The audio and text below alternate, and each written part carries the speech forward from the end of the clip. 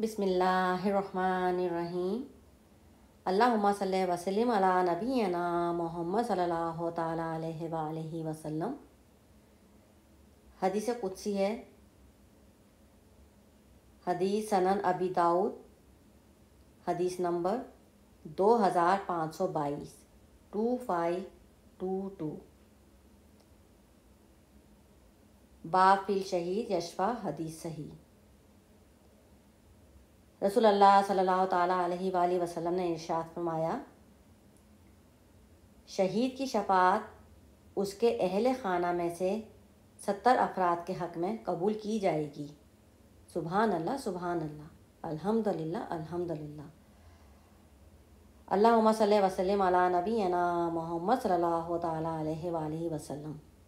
الحمدللہ الحمدللہ، الحمدللہ رب العالمین والحمدللہ رب العالمین برحمتک یا ارحم الراحمین۔ الحمدللہ الحمدللہ۔